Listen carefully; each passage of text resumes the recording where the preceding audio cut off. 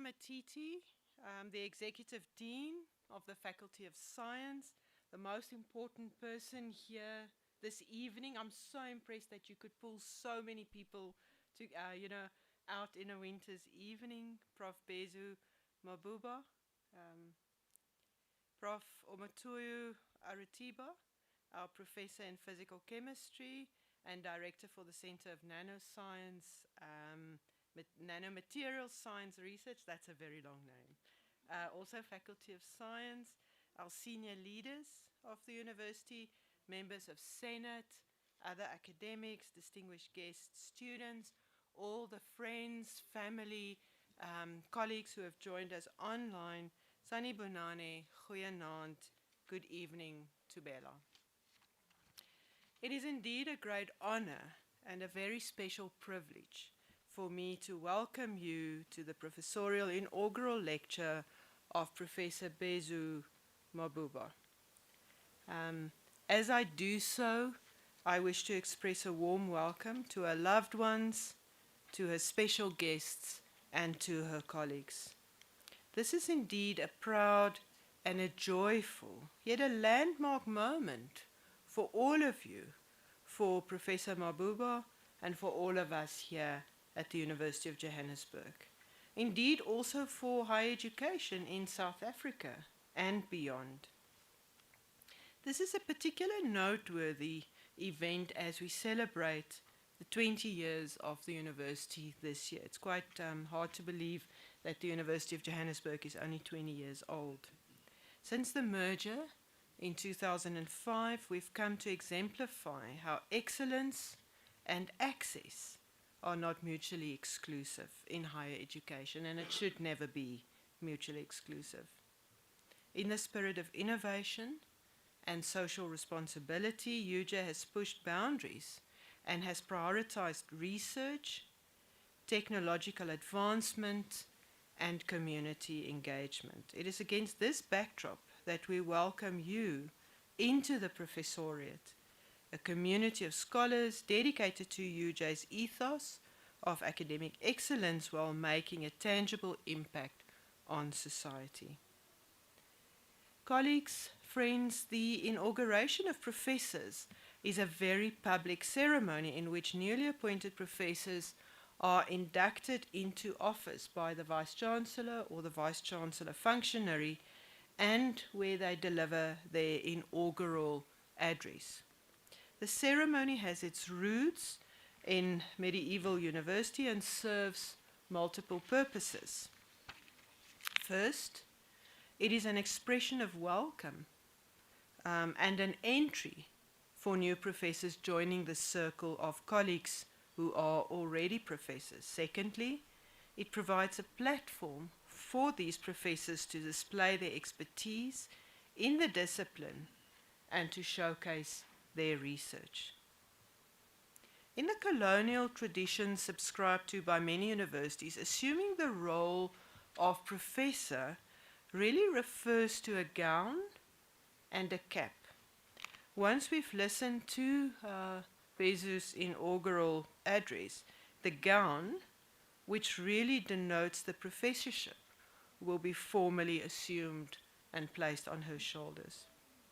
Today, we gather to witness Professor Mabuba's entry into this illustrious community of scholars at our university. It celebrates her contributions to the discipline and, ultimately, her impact on society. Professors provide a university with its identity, with its character, with its academic legitimacy, and I think perhaps most importantly, with its integrity.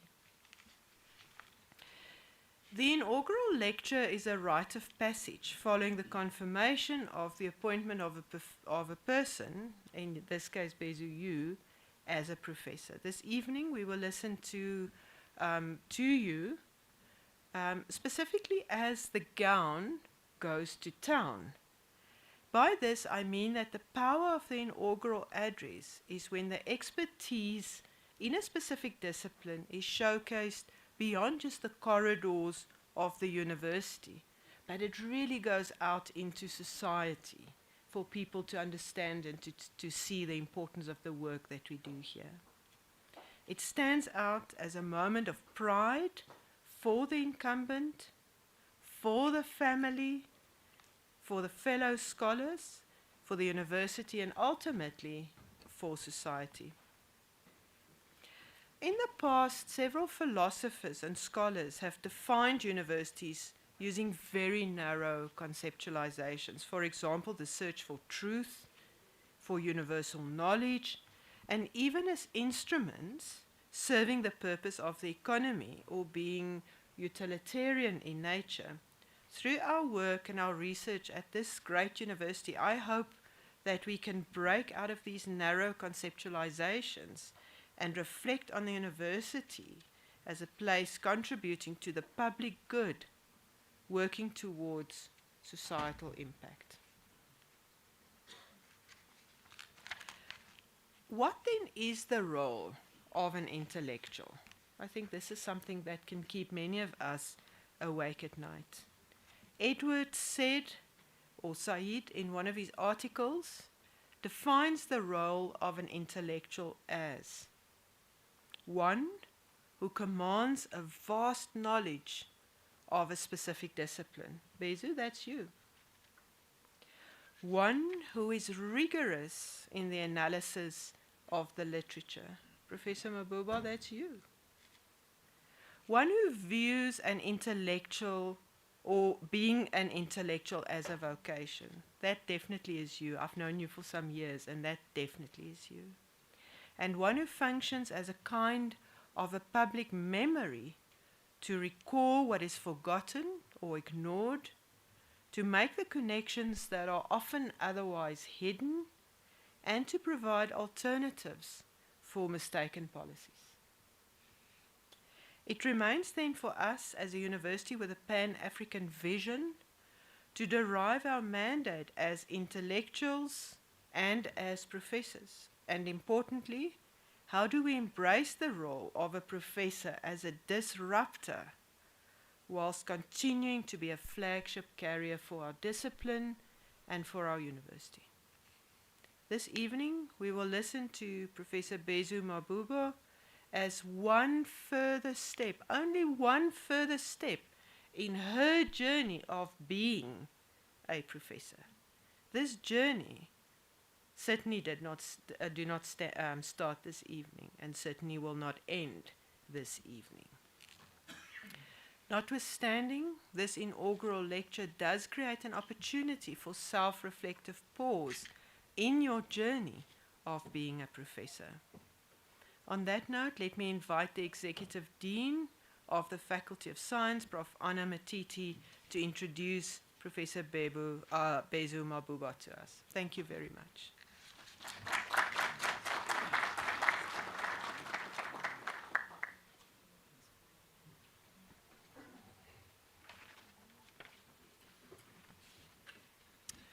Good evening. Dumelang, Sanibonani. Vice Chancellor Functionary, Professor Bettine van Vieren, who's also a scientist by training. Please allow me to observe protocol. It gives me a great pleasure and honor to present Professor Bezu Mabuba. Professor Nonhlangabezo Mabuba, affectionately known as Bezu, was born in Tembisa, East Rand, and raised in the rural village of Nqolo in the Eastern Cape. You can hear the Sotho in me. In the Eastern Cape, her academic journey began at St. Matthew's High School in Twaku, where her passion for science took root.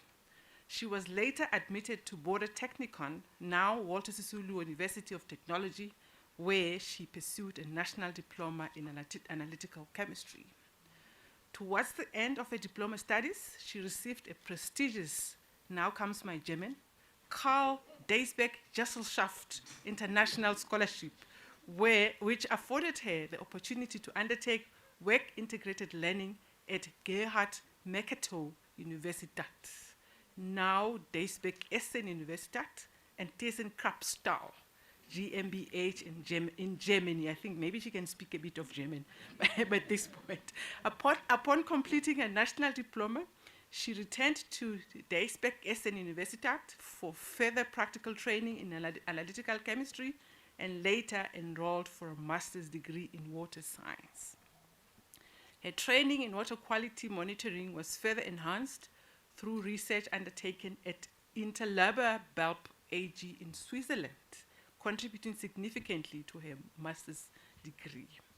In 2010, Professor Mabuba completed a Doctor of Philosophy in Natural Sciences following her participation in a European Union project at Duisburg Essen Universität and ThyssenKrupp GmbH, aimed at improving the quality of steel. In 2011, she joined the University of Johannesburg as a lecturer in the Department of Chemical Sciences. Over the years, her dedication to academic excellence and research innovation led her promotion to full professor and deputy director of the Center for Nanomaterial Sciences Research within the Faculty of Science at UJ. The CV is quite long, so please relax. Professor Mabuba's work is globally recognized with an H index of 25 on both Google Scholar and Scopus. Her research is focused on application of nanomaterials such as biosensors, bioadsorbents, and piezocatalytic materials for water quality monitoring and the treatment of water pollutants. She integrates this research into her teaching, mentorship, and community development initiatives. Her work is anchored in the goal of developing innovative, sustainable, and effective methods for wastewater treatment to augment existing systems. She has made a significant impact on postgraduate education, having mentored and graduated 2 postdoctoral fellows, 7 PhD candidates, 18 master's students, and 3 honor students, and 6 BTech students. Her research is well supported by national and international grants, including funding from Africa-Japan Collaborative Research, also known as AJ-CORE, National Research Foundation, Faculty Research Committee, and so on and so on. Prof. Mabuba maintains strong international and national collaborations. She works with institutions such as Botswana International University of Science and Technology, Kakoshiba University, Kyoto University, Tohoku University, Mendi IT University, Sol Plaatje University, University of Limpopo, and the Walter Sisulu University of Technology. She also partners with stakeholders in local government and industry, including Buffalo City Municipality, Temple of Pty Ltd, to implement her research in real-world water treatment applications. In recognition of her expertise and leadership, she serves as the guest associate editor for Frontiers in Sensors. Her leadership journey has been strengthened through participation in the University of Johannesburg Research Leadership Program, the Accelerated Academic Mentorship Program, and the National Future Professors Program, offered by the Department of Higher Education and Training, University of Johannesburg, and the University Capacity Development Program. Prof. Mabuba is an active member of several scientific bodies, including the International Society of Electrochemistry, the South African Chemical Institute, and the Organization for Women in Science for the Developing World. She balances her demanding academic and research career with family life.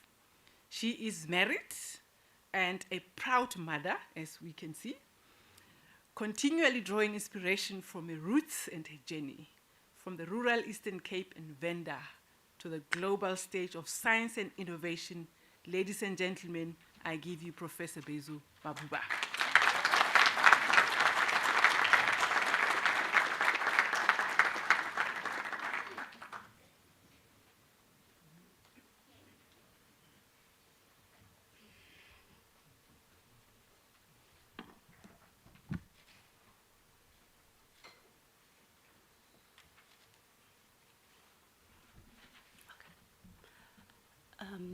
Good evening, ladies and gentlemen.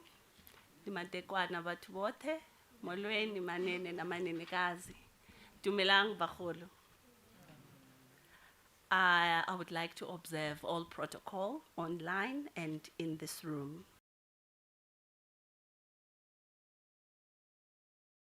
She was one of the directors who was in the UJ leadership programs where we were academically empowered. There are also programs like mentorship, future professors program, teaching advancements at universities which equip women with growth in academia. In the Faculty of Science, I would like to acknowledge our Professor Mutiti, who is the Executive Dean, for having an enabling environment for excellence in research, in teaching and learning, in leadership, and community engagement. In my home department, I would like to acknowledge Professor Ramoncha, who is our current HOD, and our previous HOD, Prof. Govender, for having such a conducive environment for interacting with brilliant researchers from various backgrounds. To my students, both postgrads, and I'm very happy to see my undergrads there. I'm very grateful for the brilliant experience that we have interacting with you has led me into having great hope for South Africa to develop true science. One of the faces that I can show you in my network is from the local research, teaching and learning, and community building network. When I joined the University of Johannesburg, I was from Germany, where I was specializing in monitoring the steel quality. So when I joined the university, the national priorities were on water quality, they were on food growth and renewable energy. So I joined Prof. Aristiba's group, where I did water quality monitoring and treatment research work. I was warmly welcomed and mentored while collaborating with Professor Arotiba. For that, I am very grateful. And also, I would like to personally thank Ms. Ostazen, who took it upon herself to mentor and coach us, all the young researchers and teachers who were employed that year could attest to that Henda mentored us to ensure that we adhere to UJ standards when we conduct teaching in our classes. I would like to acknowledge also the Division of Teaching Excellence, especially the Executive Director, Professor Menon, who is involved in the holistic growth of academic career in terms of research, teaching and learning, and community engagement. To my colleagues, my collaborators in academic institutions, I would really like to appreciate you for the interactive sections that we have, which have led to us graduating students, publishing papers, and having such successful research. I will not forget the support staff, because most of the activities, they are the ones who actually assist us, Mrs. Naidu and Mrs. Moshe. Thank you very much.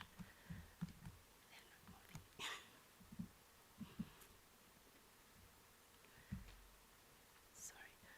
To my students that have graduated and the ones that are still in the process of learning, please let your progress be your inspiration. You are doing very well. And lastly, my Pan-African and international research and community building network, I am very grateful for interacting with you. When we received various grants such as AJ Core, I was very inspired by your work ethic. These are the researchers from Kagoshima University, Kyoto University, Shibara Institute of Technology, and in Mandi, India. Oh, let me not forget Botswana International University of Science and Technology. I am very grateful for the research that we shared and the interactions that we were engaging in. So, ladies and gentlemen, for research and innovation, over the years, we have explored various smart materials such as carbon-based materials, nanomaterials, metal oxides, and membranes for water quality monitoring and treatment. We were interested in these materials because they have properties that we need for water treatment and for quality monitoring, such as the electrical properties, the optical properties. And some of the materials that we use for our research include the local resources, such as the clay, the moringa leaves, and the sawdust. These were the materials that we used for cleaning water.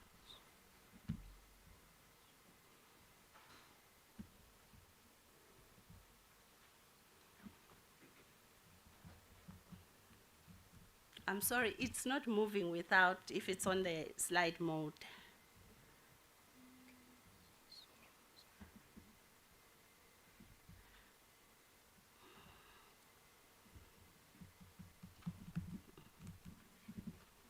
Sorry.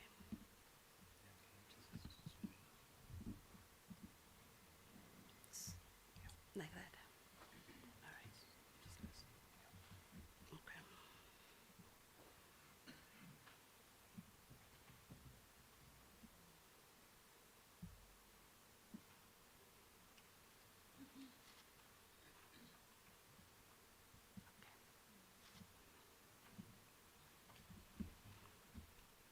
Sorry, ladies and gentlemen, it's the technology.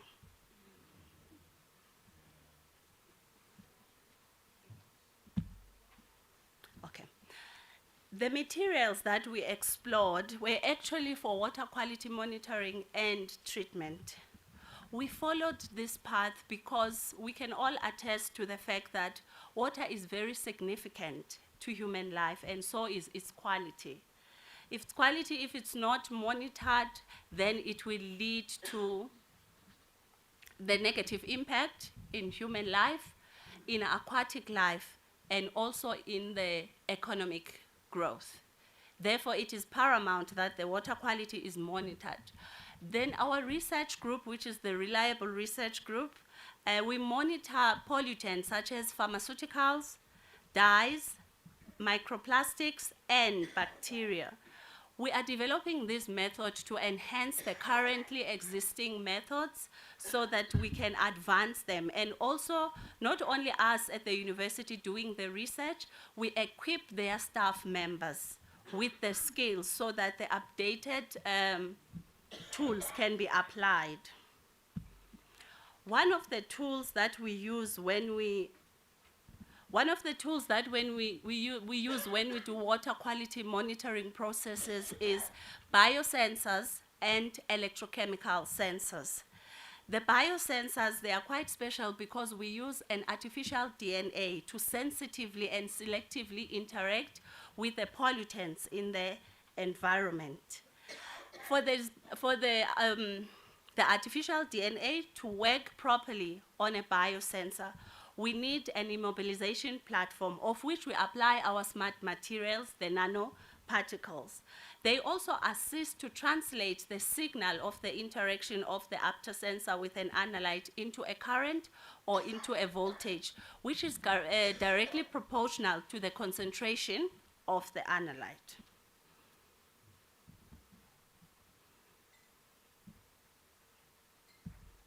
One of the questions we are always asked pertaining the electrochemical sensors or biosensors is that how safe are these tools for the communities or for the human life? So to answer this question, we are collaborating with the Department of Zoology to detect the toxicity of our nanomaterials by using species such as Daphnia or zebrafish. This is in collaboration with Dr. Botha in the Department of Zoology. The second question that we are often asked in the conferences, locally and internationally, is that how efficient are these electrochemical sensors when it comes to monitoring water in the environment? So we did couple our electrochemical sensors with the Internet of Things, which enables them to actually analyze water on real time. This system uses ESP32 microcontroller and data collection, which transmits the signal to the server.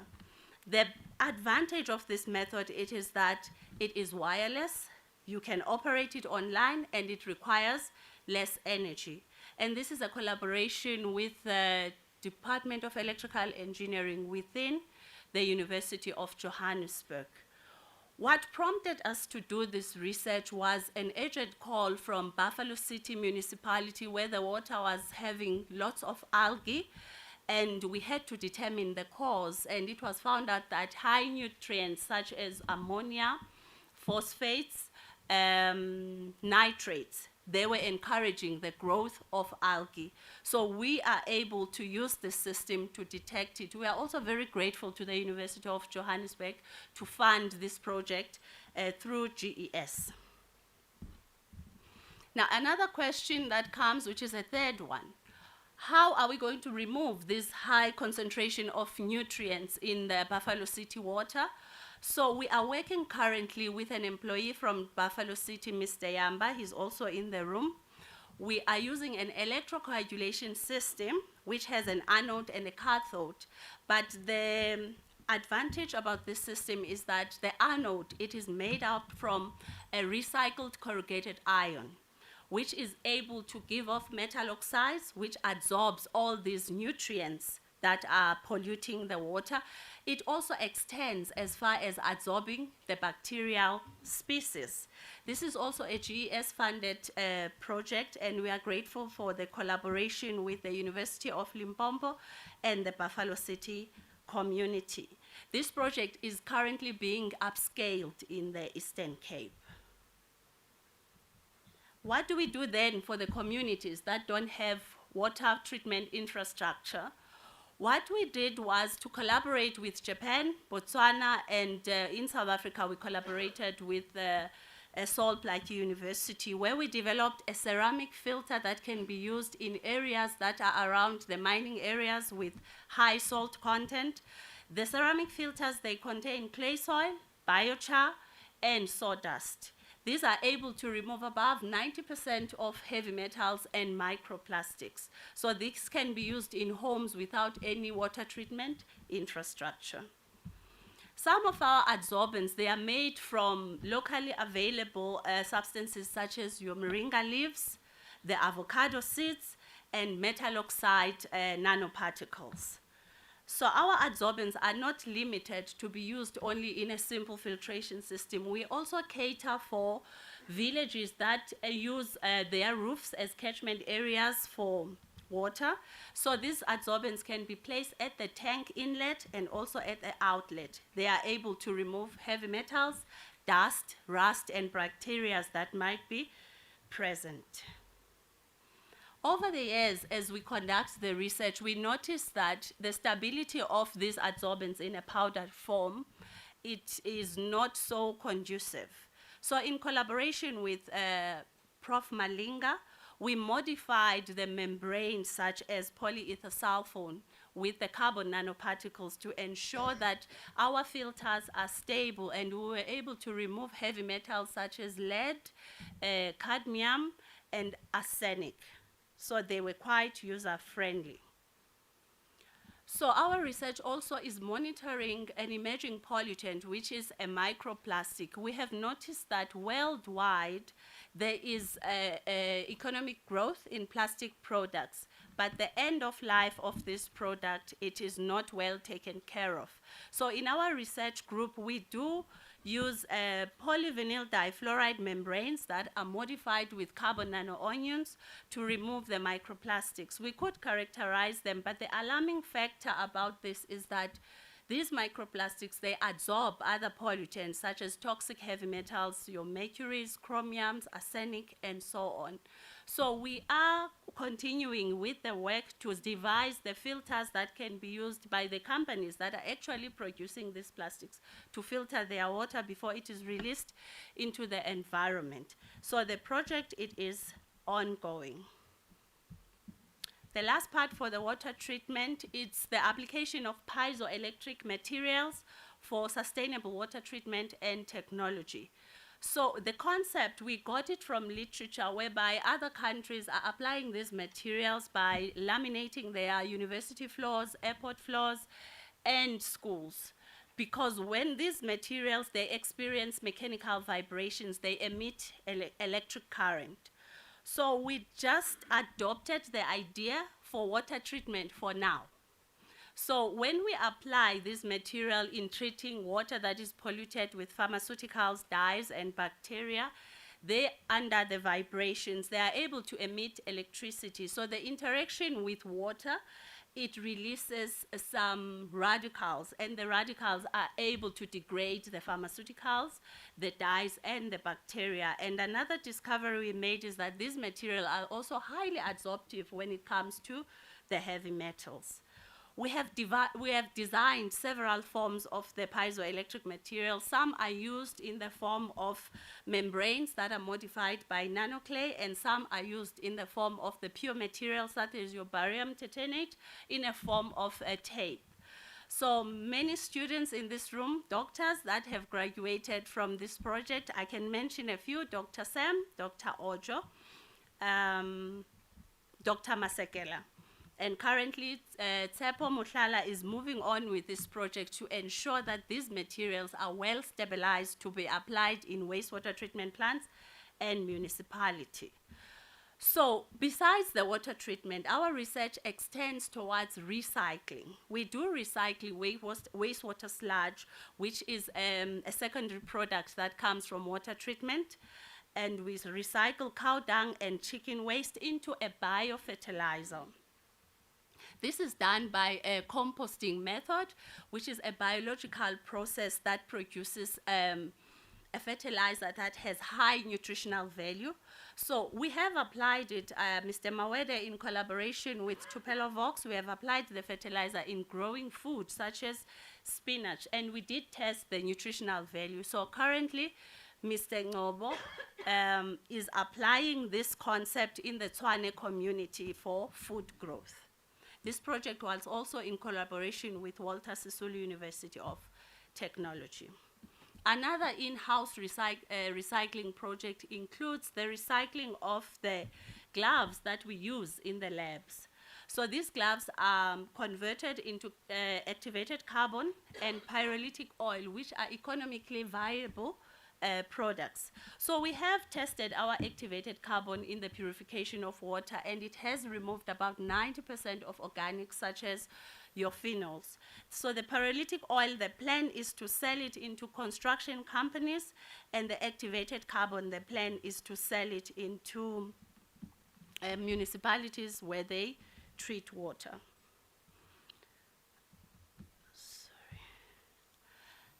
The last application of our smart materials, it's in the construction in mines. We've been approached by Ikusasa Mining because of the accidents that they have been experiencing. So we are currently using our smart materials. I won't reveal a lot about this project because I have signed an agreement. So what I can generally say is that we use our smart materials to sort of cushion the raisins during the drilling process so that there is no fragmentation of the walls that will lead to a disaster. So finally, my integrity in the space of higher education is that I advocate for personal transformation of students, especially the postgraduate student, through an empowering virtual platform that enhances their competence and academic excellence. This platform, it is sort of an interface between the practical work and their theory work. Besides supporting the academic and the technical work that they do, it also offers them a chance to interact with other students nationally and internationally, as well as the experts worldwide. I am grateful for this project because I am highly supported by the postgraduate school team under Professor Gavenda and the Faculty of Science. This project is supported by Prof. Mabum. So lastly, in support of undergraduate students and also to show social justice in the space of higher education, I instill lifelong learning in higher education. So students that we receive at an undergraduate level, some of them, they've never been to a laboratory. So as a professor and an academic, I always give them videos or simulations to have the experience beforehand, so that by the time they get to the lab, there will be less incidents that occur. I also involve interdisciplinary studies in my classes so that the students can understand the role that they can play in developing the society through science. I have had so many collaborations with my students that graduated from diploma up until PhD. I invite them to my class to come and present to the current student about the work that they are doing. It inspires them, and it is also for the societal growth and impact. I encourage my undergraduate students to attend conferences, but this is done during the collaboration with the postgraduate students, because peer mentoring is very vital in learning in the space of higher education. So in conclusion, ladies and gentlemen, multidisciplinary collaboration, it is very key in implementation of research. I've done research for the past 13 years, but I've now realized that maybe it could have taken me a shorter period if I was engaged in multidisciplinary collaboration, not only with the academic institutions, but also with companies and key stakeholders that will assist in implementing the research.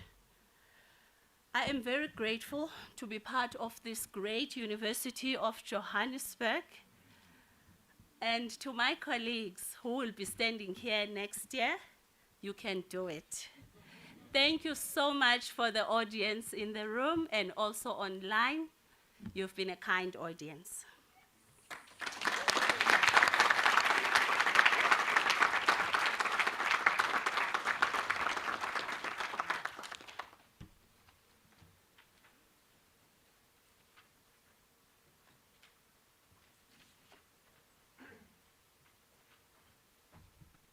Wow, amazing. Can we put our hands together again for for Professor Mabuba? I believe you will agree with me that that was a very brilliant talk. And when I grow up, I would like to be like you. Yeah, very inspirational. I've been told to respond, you know. When you have such a brilliant talk, then you start thinking again. I hope I won't come here to spoil what she has said, because she has spoken 100%, so I started wondering, okay, what will I do? But I think I have an idea. I'll just repeat what you said. Yeah, so that is a smart way of getting out of it. Well done, Professor Mabuba. I really appreciate the way you started the presentation, the spirit of gratitude, the spirit of acknowledging those who have been there. For me, that is very important in a particular career. Nobody is an island. I am really grateful for taking time to really acknowledge, and of course, starting from the love dimension, your husband and your family. I've been a family member also for quite a long while, and I must also join you to salute your husband, Professor Mayemu Mabuba. Yeah, because two shall be one, that is it. So if the wife is a professor, the husband is a professor. Okay, and you know, academic can be very rigorous, and when you have a support from home, it is really an extra blessing. So, sir, I really want to salute you, yeah, for how you have supported our professor to this point, and I'm really sure that you will still be there for her, sharing her on as she goes to the next higher level. Professor Mabuba claims to be an analytical chemist,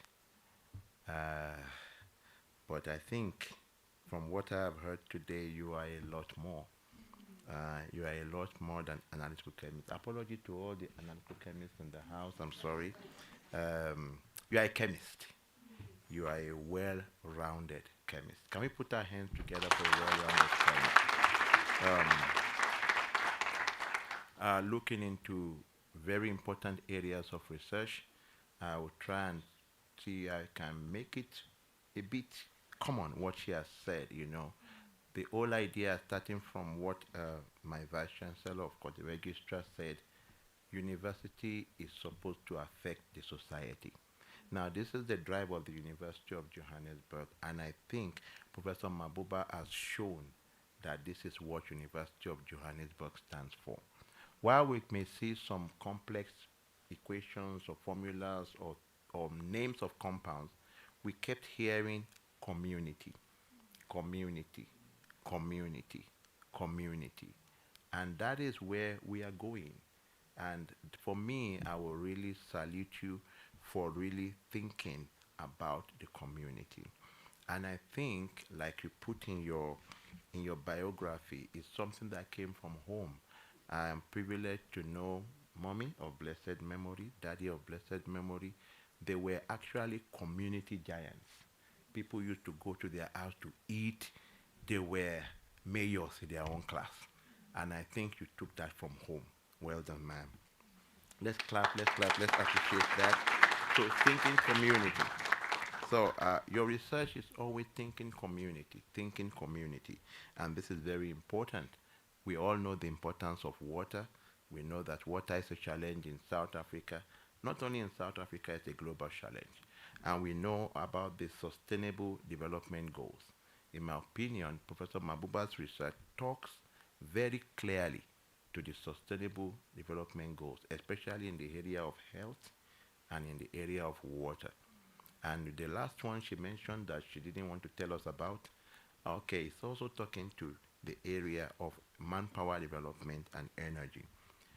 I see her as an expert in the area of water treatment, looking at treating water from many angles, using electrochemistry, using material science, using adsorption methods, and even using the sunlight to treat your material, and using piezoelectric materials. These are materials that respond to friction. I think she's looking at one problem and providing solutions from various angles to it. And that also gives your student a very wide platform for them to proceed wherever they want to go. I've worked with Professor Mabuba for many years, actually since 2011. We were employed the same day at the University of Johannesburg. Can you clap for me? I was employed. Yeah, that's beautiful. It is really, it's an honor to be employed the same day with a giant. So that is beautiful. Another thing about Professor Mabuba is the inspiration. And sincerely, I used to use you as an example in my class, from diploma to professorship. You know, I used to tell our student, oh, I'm online. Okay. I used to tell our student, don't worry. You may be doing diploma today. That has nothing to against your future. You can still go to wherever you want to get to. Some people start from Harvard, BSc, masters, whatever. But starting at UJ with a diploma doesn't mean you won't get to where you are going. And always I use Professor Mabuba as an example. That she went to a village school in Watasi Sulu. And from a village school, now she's a global icon. I think that enough is something we can put our hands together for. You are an inspiration. You are an inspiration. And I'm glad that a lot of people are listening to how humble you started and see where you are today. You are an example of hard work, example of dedication. Another thing I would like to highlight is the team spirit of Professor Mabuba. She kept mentioning collaborators, collaborators. She believed that not one man cannot have solution to everything. I think one area she's very skillful is working with other people.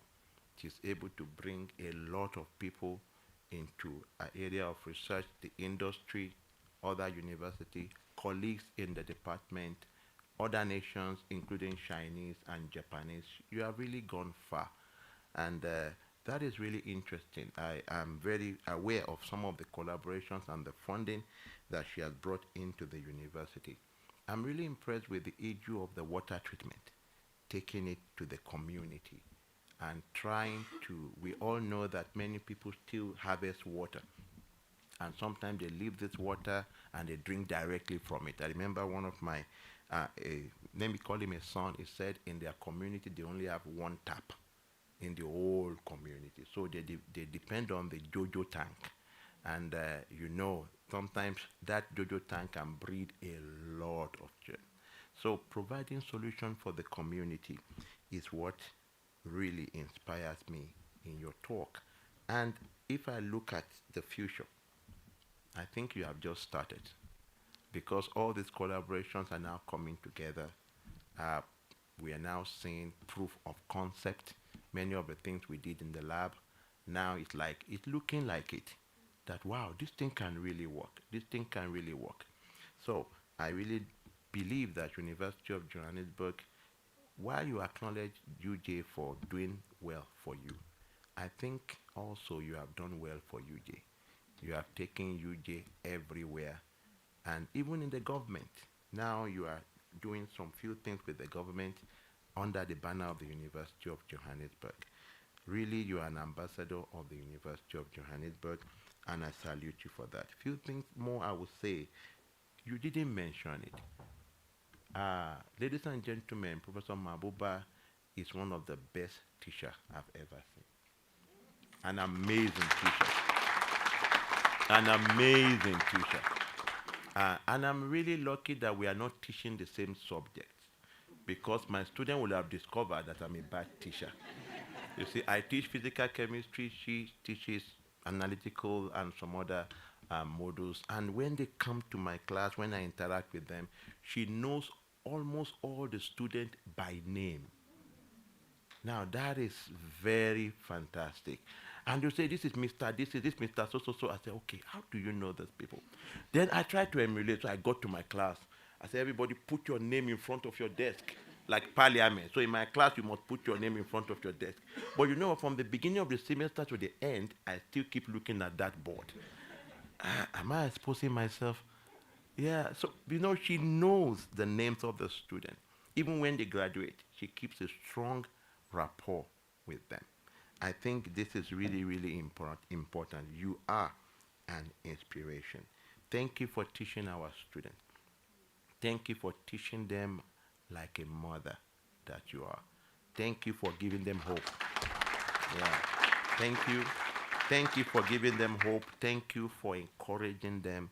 Thank you because your life is an inspiration. I've learned a lot from you, and I know that there's still a lot to learn from you. I look forward to seeing you doing amazing things with your science. I look forward to celebrating with you again. And I know many things will come up. You will keep climbing higher and higher. And I will always be there rooting for you and cheering you up.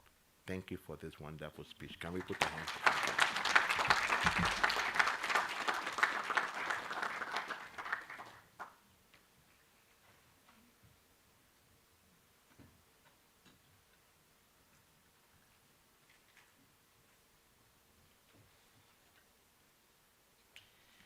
I think 2011, you did say 2011, right? 2011 was a good year for, I think, a lot of things. I also joined the university in 2011. Ladies and gentlemen, my claim to fame, there are a few things, but I think the one is chemistry. I must admit that I failed chemistry twice. I don't know what it was about chemistry. We always had to bring jelly tots so that we can build the 3D structure. And I always got to the point where I didn't understand what was on the paper and I ate the jelly tots. And that was, that was the end of it. And eventually they said, if you don't pass chemistry, you won't get your degree. So I did pass chemistry, one, but it took me a few times. So I was quite excited when I heard you talk about artificial DNA, because I thought, no, DNA is much more up my alley. So when you spoke about artificial DNA, it really made, that bit made perfect sense to me. But I want to congratulate you because I think you took a very difficult subject and you really brought it down to earth, and I think that was absolutely fantastic. Ladies and gentlemen, colleagues, friends, I think you must agree that the work that was spoken about this evening is really of critical importance. And I want to echo what was said, that the work has a massive societal impact. If we do things and we sit in our ivory towers and we publish in Nature and Science, that means nothing. It means something for us, but doesn't mean anything for society. And I think the fact that you can take your work down to that society level is absolutely fantastic. The other thing that I noted also was the huge investment. I don't know how many hours are in your days, because you make a huge investment in your family and in your friends, in your students, in your community, and in your university. I think also that there are very few academics that are really able to take that research to innovation, to commercialization. And some of it is very much in embargo, and I think we'll all be signing little pieces of paper that we can't talk about anything that we heard here this evening, but the fact that you can take that through the whole string is absolutely fantastic. I think that you are an example to all of us. I think if nothing else, if we go out of here and we say, if I can do a fraction of what you do and what you will do, I would have accomplished a lot. Ladies and gentlemen, please, a round of applause.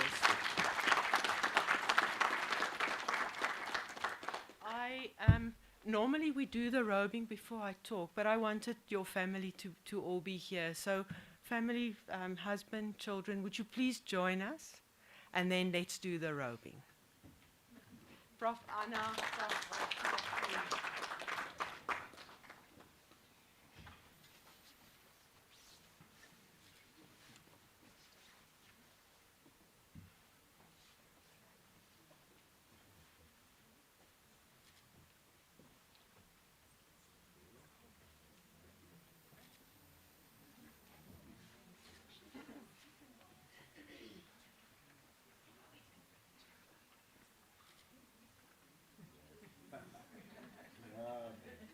This young man knows what he's doing.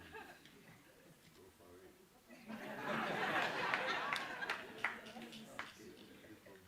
There you go. Who's doing that?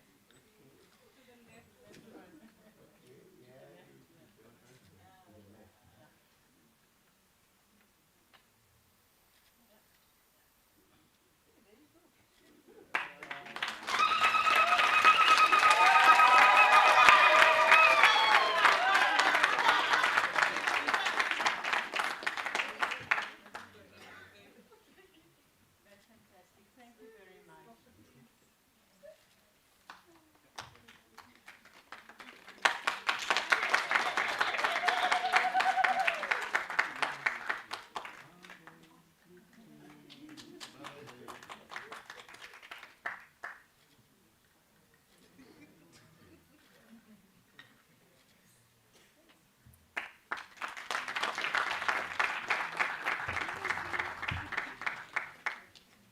Now, please join us for some snacks, something to eat, something to drink next door. The kitchen or the Maribeng Lounge is managed by our School of Tourism and Hospitality, STH. It is some of our students. It is a training facility, so please enjoy what's on offer this evening. Thank you very much.